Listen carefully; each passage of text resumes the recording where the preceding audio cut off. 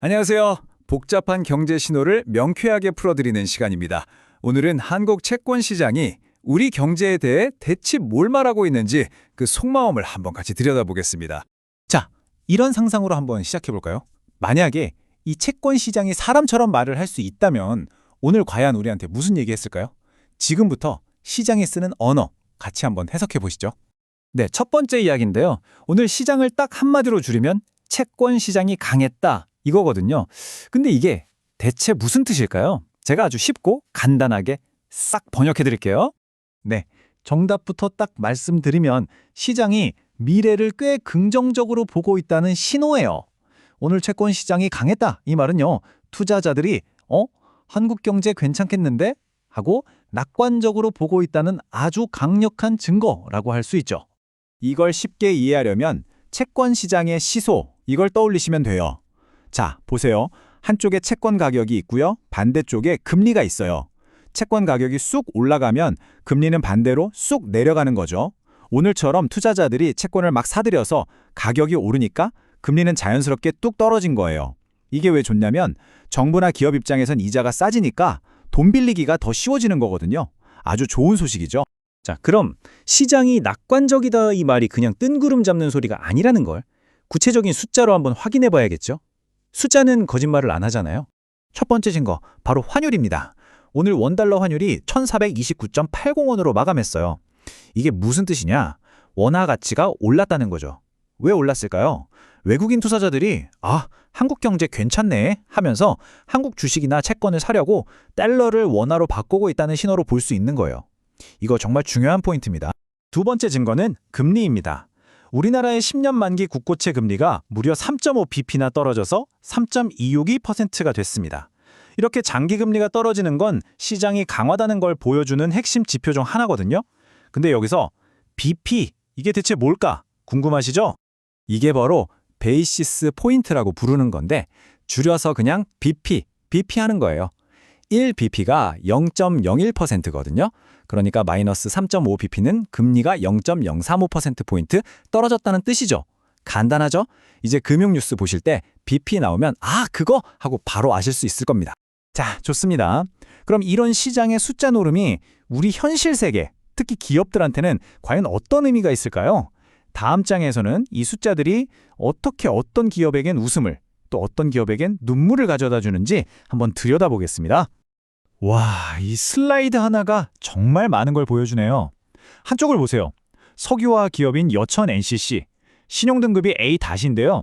내년에 당장 갚아야 할 빚이 3천억 원이 넘는데 수중에 있는 현금은 800억 원 정도밖에 안 되는 거예요. 정말 심겨운 싸움을 하고 있죠.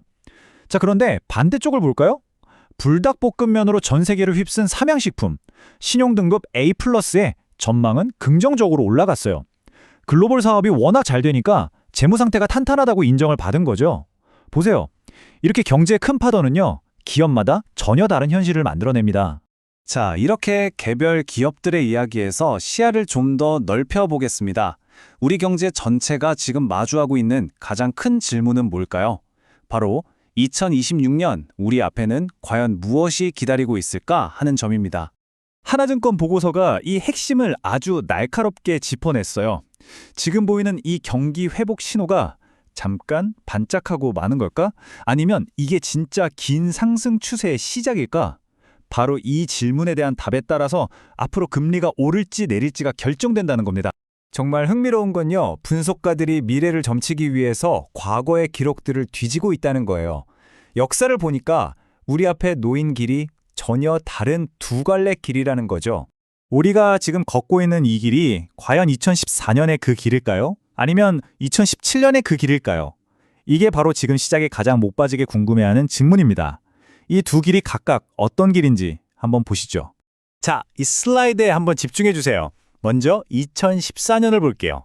그때도 성장률이 반등하긴 했어요. 근데 그게 진짜 힘이 좋아서가 아니었어요. 그 전해 성적이 워낙 안 좋았기 때문에 상대적으로 좋아 보이는 우리가 흔히 말하는 기저효과였던 거죠. 힘이 부족하니까 결국 한국은행이 경기를 더 살려보겠다고 금리를 내렸습니다. 자, 반면에 2017년은 어땠을까요? 그때는 수출도 잘 되고 내수도 살아나면서 진짜 경제가 좋아졌어요. 그러니까 한국은행이 자신감을 갖고 금리를 올렸죠. 보세요. 결과가 완전히 정반대였던 겁니다. 그럼 2026년은 어떨까요? 두 가지 시나리오가 있겠죠. 만약 우리가 2014년의 길을 따라간다면, 그러니까 지금의 성장세가 잠깐의 기저효과에 그친다면 앞으로 금리가 내려갈 거라고 기대해 볼 수 있습니다. 3년짜리 국채금리가 2.5% 근처까지도 떨어질 수 있다는 얘기예요. 하지만 만약 2017년처럼 이게 진짜 회복이라면 그때는 금리 인상과 함께 3.4%까지도 뛸 수 있다는 거죠. 자, 그럼 가장 중요한 질문이 남았죠. 전문가들은 이 두 갈래 길 중에서 과연 우리가 어느 쪽으로 갈 거라고 보고 있을까요? 오늘의 마지막 핵심입니다. 결론부터 딱 말씀드리면 전문가들은 앞으로 금리가 내려갈 가능성에 조금 더 무게를 싣고 있습니다. 왜냐? 2026년 성장률 전망이 높아 보이긴 하는데 이게 사실 2025년이 좀 부진했던 것에 대한 반사이익, 즉 기저효과의 가능성이 크다고 보는 거죠. 한마디로 우리 경제의 현재 상황이 2017년의 탄탄한 회복세보다는 2014년의 일시적 반등과 더 닮았다는 분석입니다. 네, 오늘 시장은 분명히 미래는 괜찮을 거야라는 쪽에 돈을 걸었습니다. 하지만 2026년으로 가는 길은 아직 아무도 모릅니다. 과연 우리 경제는 역사가 보여준 이 두 개의 지도 중에서 어느 쪽을 선택하게 될까요? 그 해답은 앞으로 나올 여러 경제 데이터들이 쥐고 있을 겁니다. 우리가 계속해서 시장에 귀를 기울여야 하는 이유겠죠. 오늘 분석은 여기까지입니다. 감사합니다.